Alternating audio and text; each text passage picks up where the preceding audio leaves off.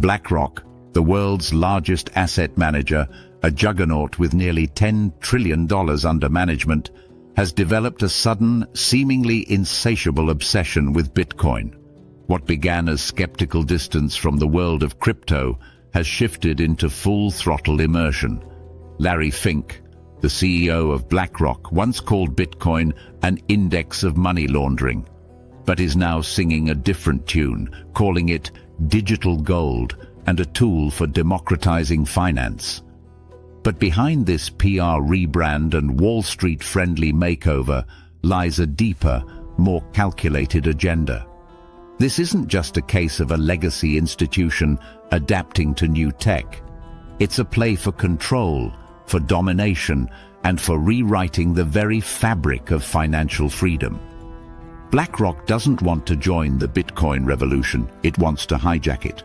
To understand BlackRock's crypto crusade, you have to understand who they are and how they operate.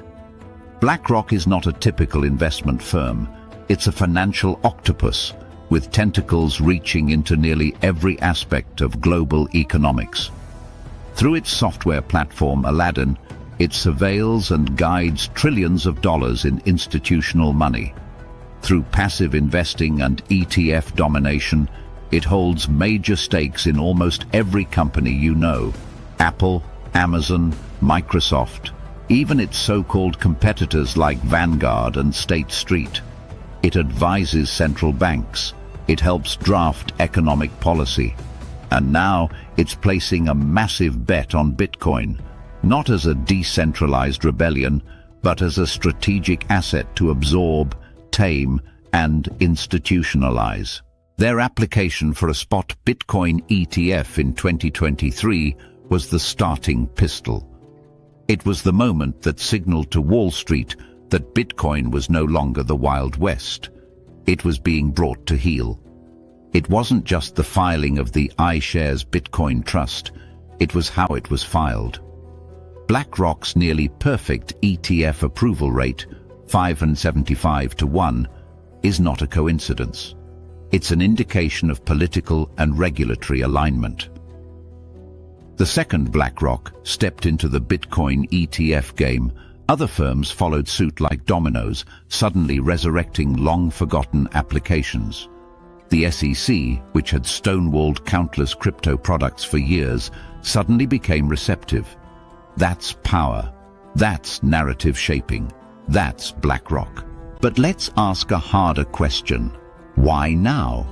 Why would the most systemically important firm on earth dive into Bitcoin, a technology designed to undermine the exact structures BlackRock profits from? The answer lies in the evolution of the financial system and in Bitcoin's threat potential. For years, Bitcoin existed as a renegade technology, the currency of Silk Road libertarians, anarchists, and early adopters who valued sovereignty over convenience. It was slow, it was clunky, it was unregulated, but it was free. And for institutions like BlackRock, freedom is a liability. It disrupts the controlled flows of capital. It escapes taxation.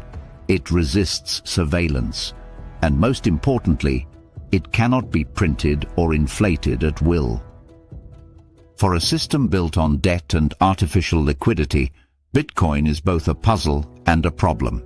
So what do you do when faced with a technology that threatens your business model? You don't fight it directly.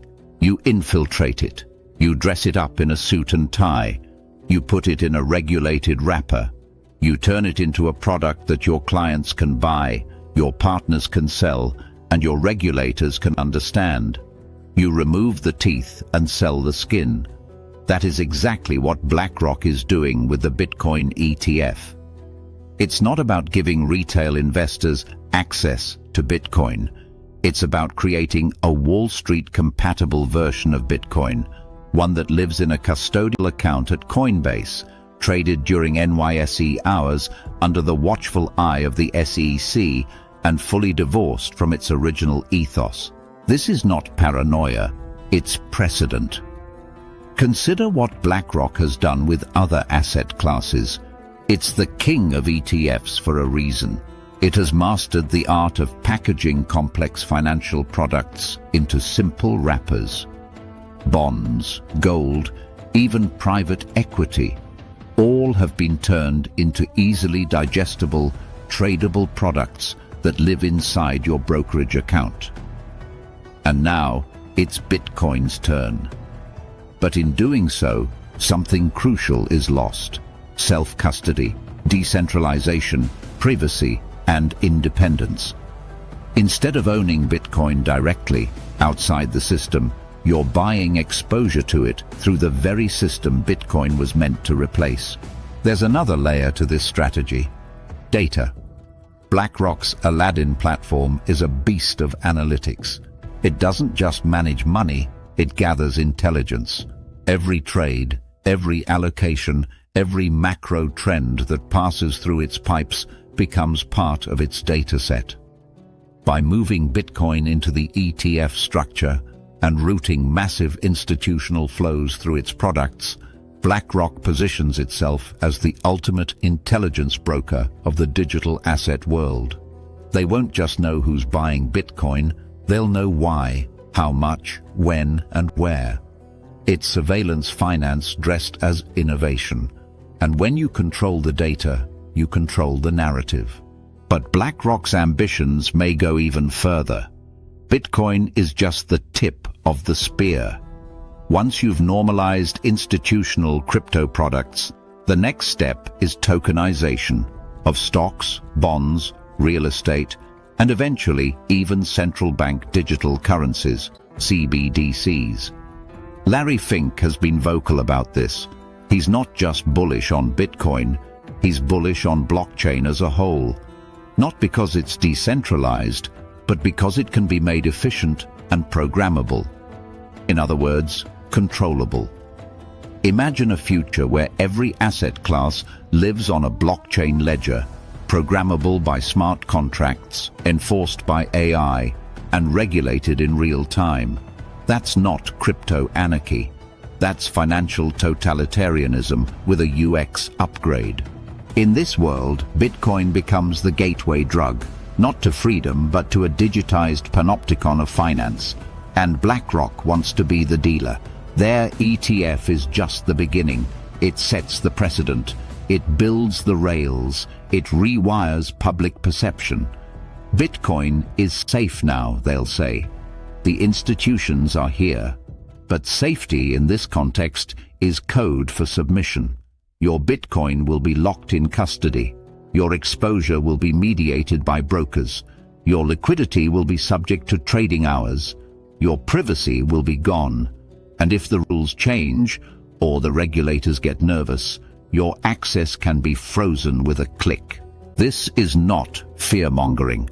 This is simply the logical outcome of letting the world's largest asset manager control a technology built to eliminate middlemen. We are watching a slow-motion coup, not with guns, but with filings, press releases, and marketing campaigns. And the worst part? It's working. Retail investors are celebrating the ETF approval as a sign of Bitcoin's legitimacy, not realizing that legitimacy in the eyes of Wall Street often means dilution, control, and compromise. It's like celebrating the fox for finally being allowed into the henhouse. Let's zoom out. What does BlackRock really fear? Chaos, decentralization, unpredictable actors. Bitcoin, in its purest form, is all of these things. It's a bearer asset that can be stored on a USB stick or memorized in your head. It's resistant to seizure, it's global, it's liquid, and it's limited. These qualities are anathema to the BlackRock model, which thrives on managed flows, predictable patterns, and regulatory arbitrage. But rather than attack Bitcoin head-on, BlackRock is employing a more sophisticated strategy: co-option. If you can't kill it, tame it. If you can't tame it, own it. If you can't own it all, own the access. The ETF is a Trojan horse. On the outside, It promises legitimacy and ease. On the inside, it contains mechanisms of surveillance, control, and dependence. It turns Bitcoin into just another ticker on your screen, stripping it of its revolutionary power and turning it into a pawn in BlackRock's larger game. And make no mistake, the game is global. BlackRock's influence stretches far beyond the US. It advises governments. It shapes monetary policy. It profits from crisis. And now, it wants to be the central node in the new crypto economy. But here's the twist. Bitcoin doesn't care. The protocol doesn't bend for BlackRock. The code doesn't recognize institutional clout. The blockchain doesn't privilege billion-dollar trades over peer-to-peer transactions. That's the genius and the danger of Bitcoin. It is a neutral system. It reflects how it's used. And if BlackRock becomes the dominant user, then the system may begin to reflect their values. Not because the code has changed, but because the social layer, the norms, the products, the access points have been restructured. This is the true battlefield. Not code, but culture. Not nodes, but narratives. BlackRock's Bitcoin obsession is not just a financial move, it's a cultural one. It seeks to redefine what Bitcoin is, what it means, and who gets to use it. It wants to replace the image of the cypherpunk with the image of the suited investor. It wants to make Bitcoin boring, safe, regulated, and predictable, because in predictability, there is profit, and in control, there is power. Yet the Bitcoin community is not entirely blind to this. There are still voices warning of the dangers of institutional capture, of ETF honeypots, of the false security of custodial products. There are still those who hold their own keys, run their own nodes, and preach the gospel of decentralization. But they are being drowned out by influencers paid to shill, by media campaigns praising the mainstreaming of Bitcoin, and by the sheer gravitational force of BlackRock's brand.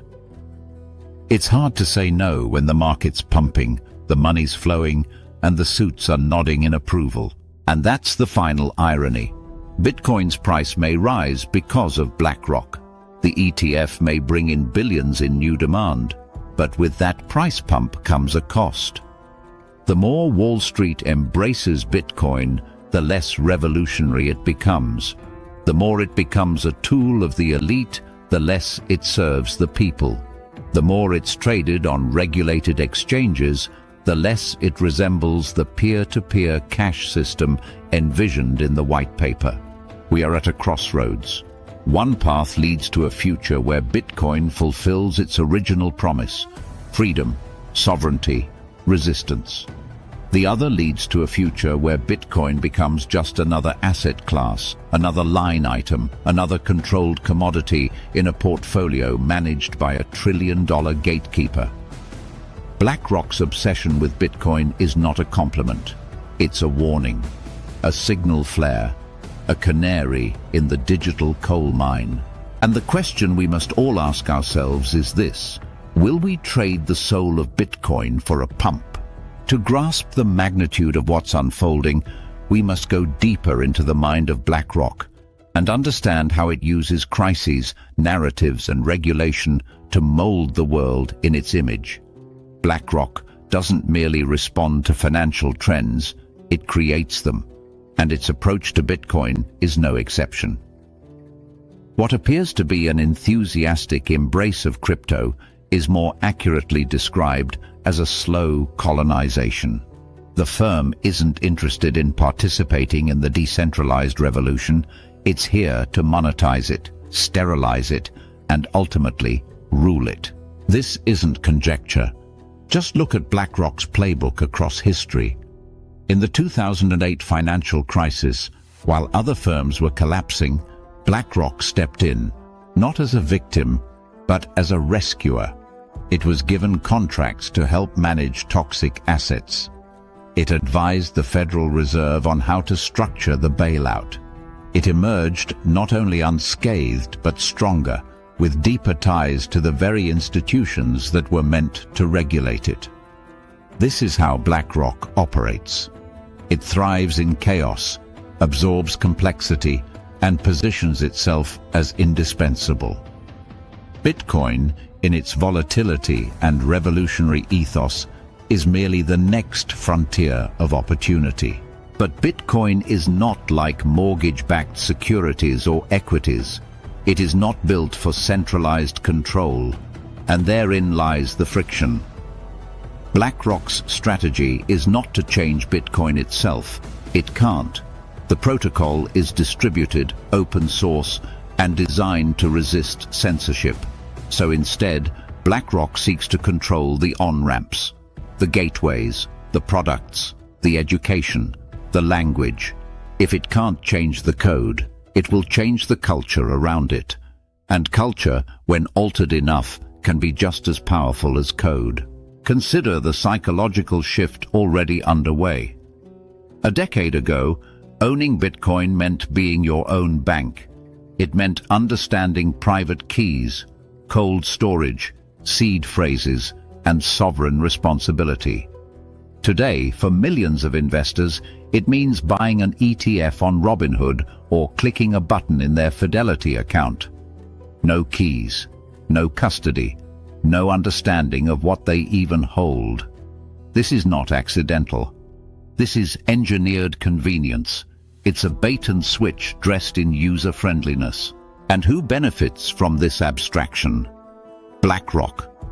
When users no longer care about the decentralization of Bitcoin, but merely its price action, BlackRock wins.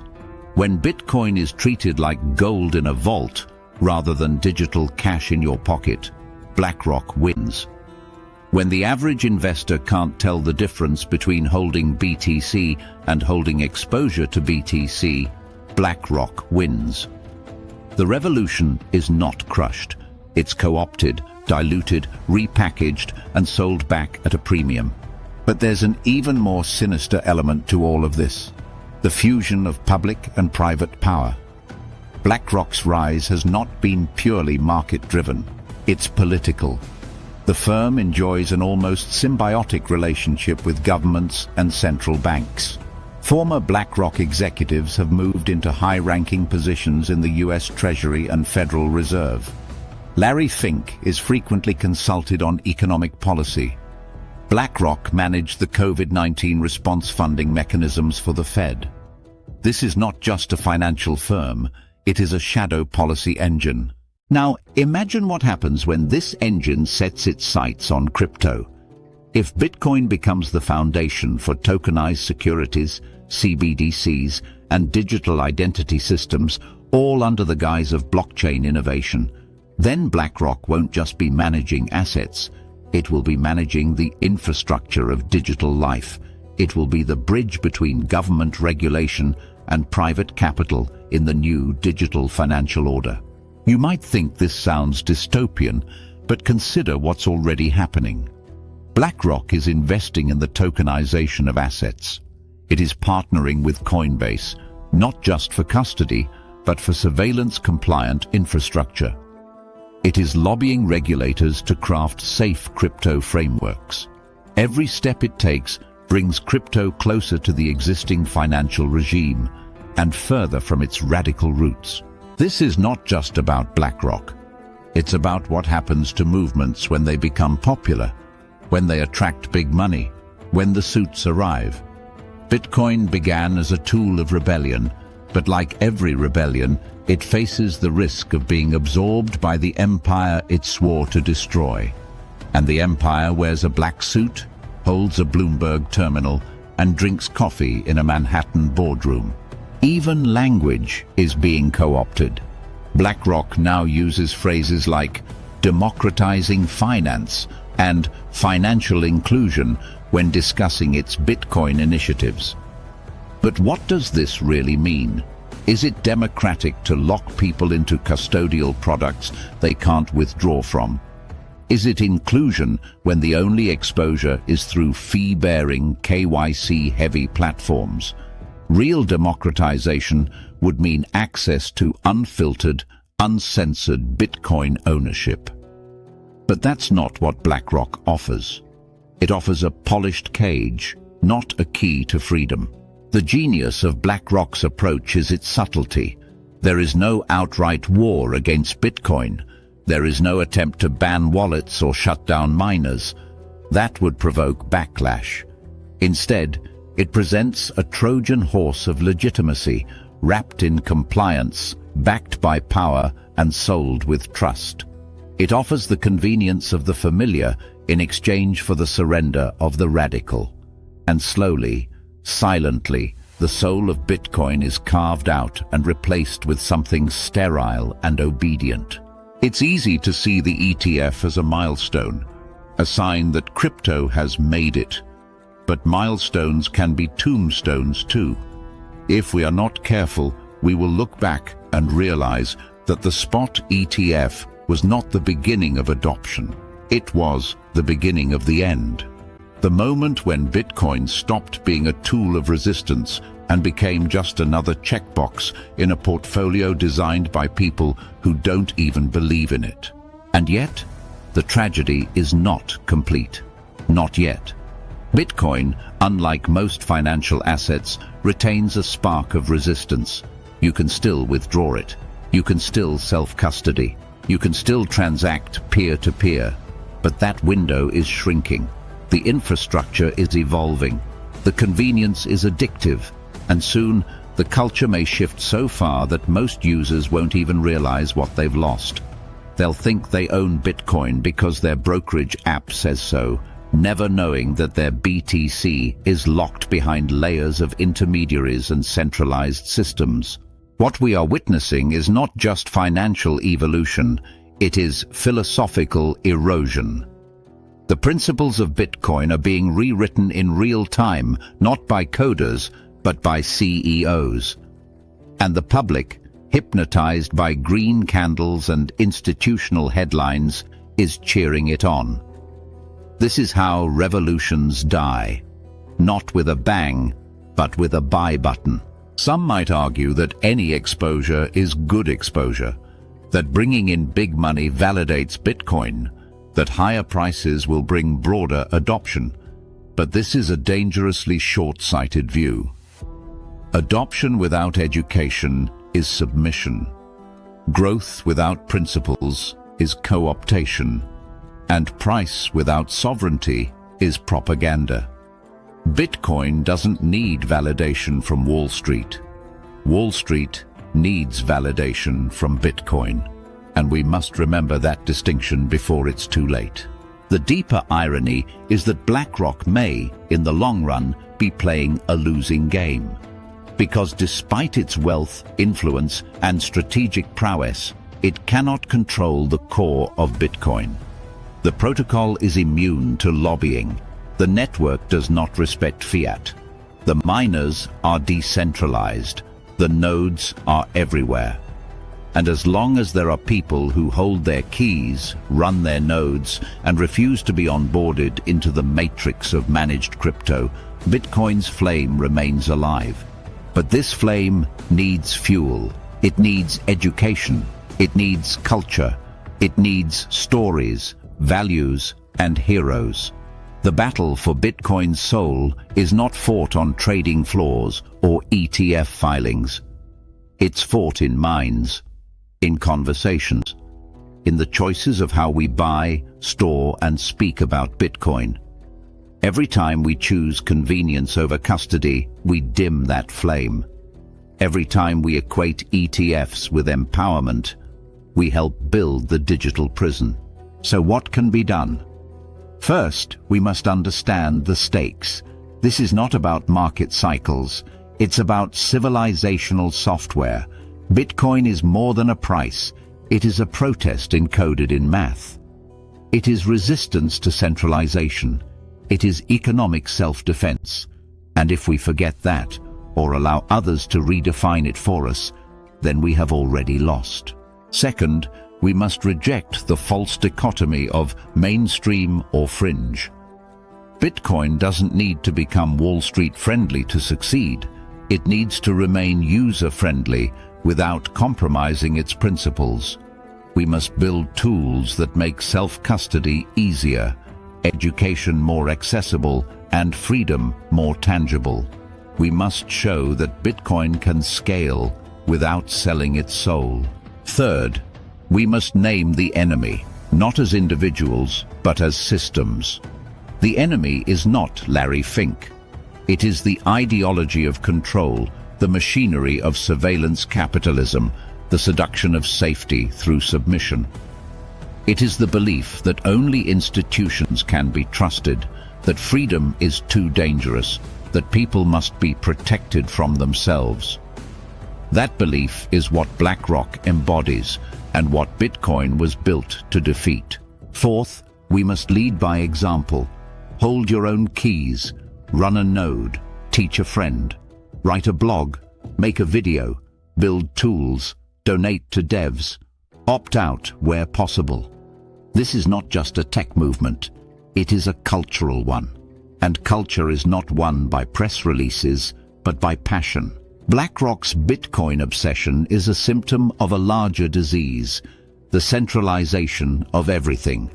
Money, power, narrative, influence. And Bitcoin is the cure, if we use it as prescribed. Not as a speculative instrument, but as a sovereign tool. Not as a line on a chart, but as a line in the sand. The fight is not over, but it is escalating. BlackRock has entered the arena. It brings weight, influence, and strategy, but it does not bring truth. Truth resides in the network, in the code, in the heartbeat of freedom that pulses through each block mined and each peer-to-peer transaction confirmed without permission. That is where hope lives. That is where victory lies. In the long arc of financial history, every revolutionary technology eventually faces its test, not from the enemies it expects, but from the embrace of the very powers it hoped to render obsolete. Bitcoin is now in that crucible. The early battles against regulators, media smear campaigns, and technological skeptics were obvious. The enemy wore a name badge, sat on Capitol Hill, or tweeted from a legacy outlet. But BlackRock? BlackRock comes in with a smile, a press release, a slick logo, and the promise of legitimacy. It's the velvet glove over the iron fist, the assimilation disguised as celebration. The genius of this maneuver is that it taps into one of Bitcoin's most fragile vulnerabilities, the desire for approval.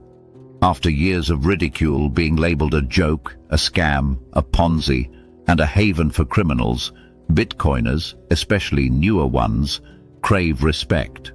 They want the world to see what they see.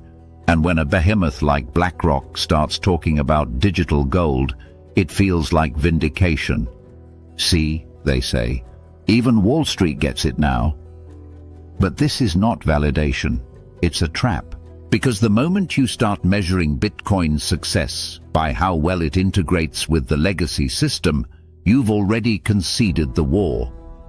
Bitcoin wasn't designed to fit in. It was designed to break out. It wasn't made to gain institutional approval. It was made to make institutional approval irrelevant. It doesn't ask for permission. It doesn't need a green light from the SEC. And the second we forget that, we open the door to Bitcoin's quiet domestication. BlackRock understands this psychology. It understands markets, but it also understands people. It knows how to manipulate sentiment, set narratives, and create the illusion of choice. Its Bitcoin ETF isn't just a product, it's a psychological operation. It reframes the conversation around Bitcoin from sovereignty to speculation, from liberation to logistics, from cypherpunk to compliant investor. And with each passing day, more users accept the new framing, because it's easier, cleaner, more respectable. But at what cost? Let's look at custody. One of the core tenets of Bitcoin is not your keys, not your coins. This isn't just a meme, It's a survival principle. Custodial risk is existential risk. Yet the vast majority of ETF buyers will never touch a private key. They'll never learn what multi-sig means, or how to verify a transaction, or why decentralization matters. Their Bitcoin lives in a vault under BlackRock's thumb, with a promise, nothing more, that they can access it when they want. Until they can't. History is full of examples where access becomes conditional, bank accounts frozen, funds seized, platforms debanked. Ask anyone who's ever lived under authoritarian rule or even a bull. Simple banking error.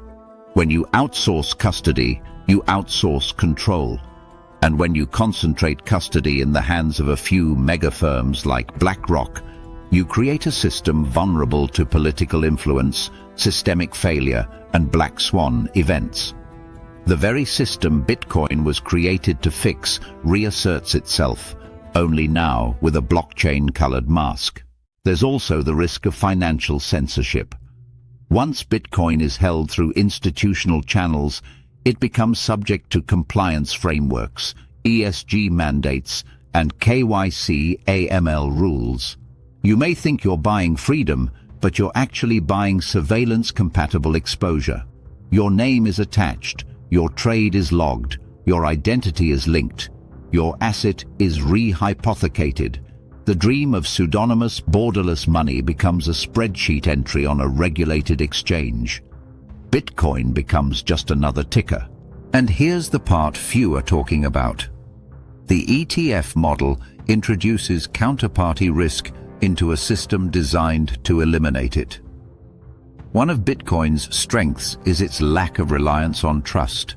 It's a trustless protocol, but the ETF structure reintroduces trust at every level: trust in the custodian, trust in the broker, trust in the regulator, trust in the market maker. Each of these is a point of failure. Each one is a potential bottleneck, a honeypot, a systemic risk. And yet, it's all being celebrated as progress. Meanwhile, the real use cases, the ones Bitcoin was born for, are ignored or ridiculed. Peer-to-peer commerce, remittances, escaping capital controls, securing wealth under tyranny, enabling free speech through financial independence. These are dismissed as fringe, not scalable, not institutional enough. But that's exactly the point. Bitcoin was never supposed to be institutional. It was supposed to be individual. It was never supposed to serve the few. It was meant to empower the many. Yet we watch as the conversation is hijacked. The influencers pivot from decentralization to diversification.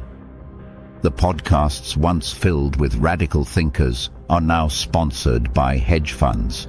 The conferences shift from anarchists to asset managers.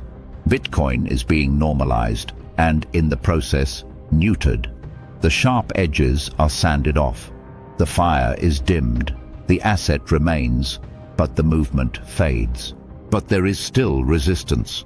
There are still those who remember, the OGs, the educators, the devs, the privacy maximalists.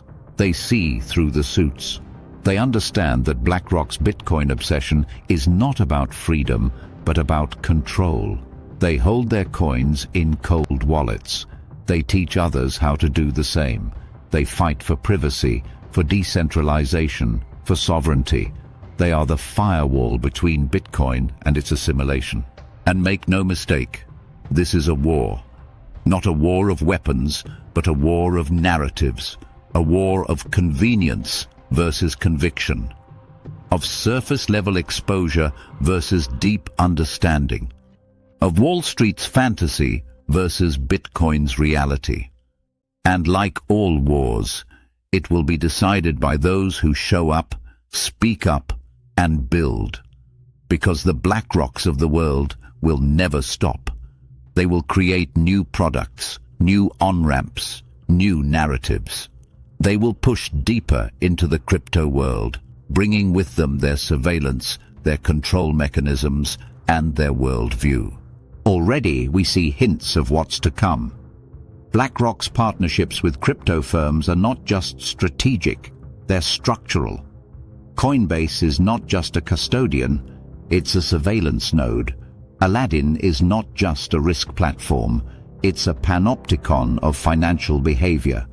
Combine them, and you have the infrastructure for total financial visibility. Now imagine that scaled to include not just Bitcoin, but Ethereum, stablecoins, tokenized treasuries, carbon credits, digital identity. What you're seeing is not adoption, it's annexation. We're entering a world where money is programmable, traceable, and revocable, where assets can be frozen in real time, where access is contingent on behavior. This is the endgame of institutionalized blockchain, a system where compliance is built into the code and freedom is a deprecated feature. And if BlackRock leads that system, Bitcoin becomes its crown jewel, not as a tool of empowerment, but as a tool of legitimacy. Look, they'll say, we support innovation, we offer Bitcoin, but it will be a hollowed-out version, sanitized and subordinated. This is not the fault of BlackRock alone. They are simply doing what they were built to do: maximize profit, reduce risk, absorb competition.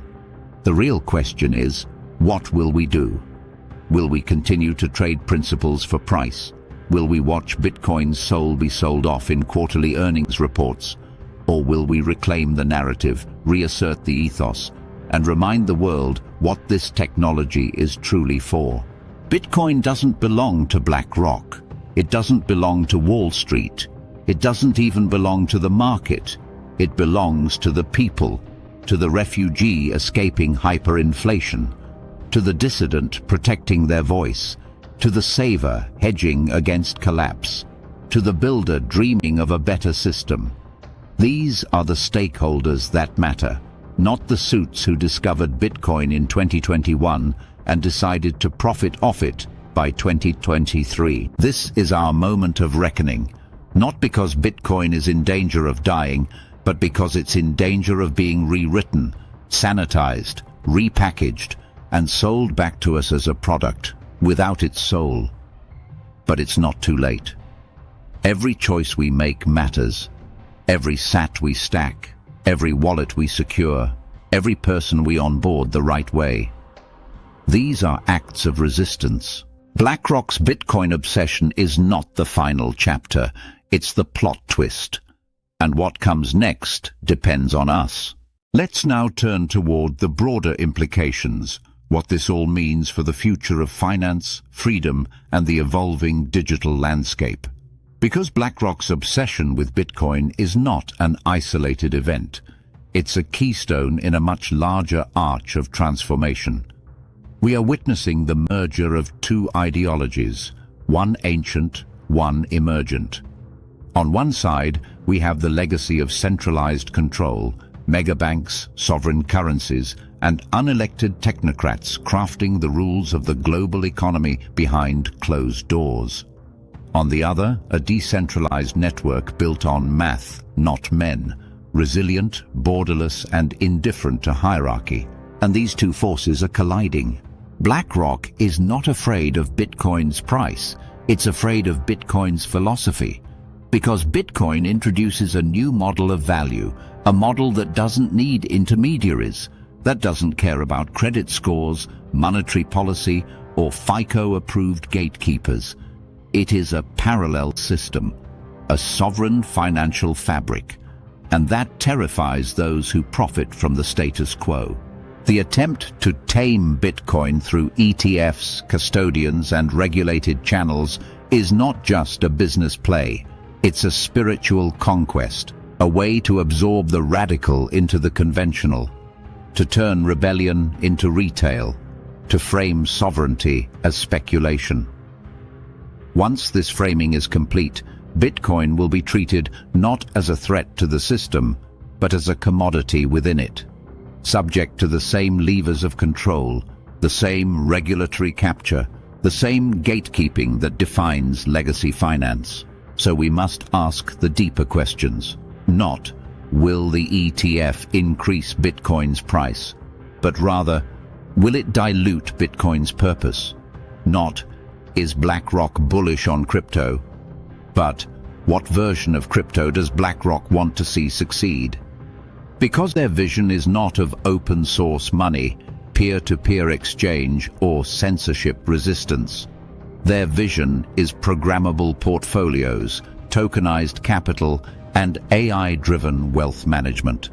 With Bitcoin just another checkbox in a trillion-dollar system of passive control. And make no mistake, this vision will be incredibly convenient. It will be wrapped in slick apps, zero-fee trading, and sustainable finance marketing language. It will appeal to the masses.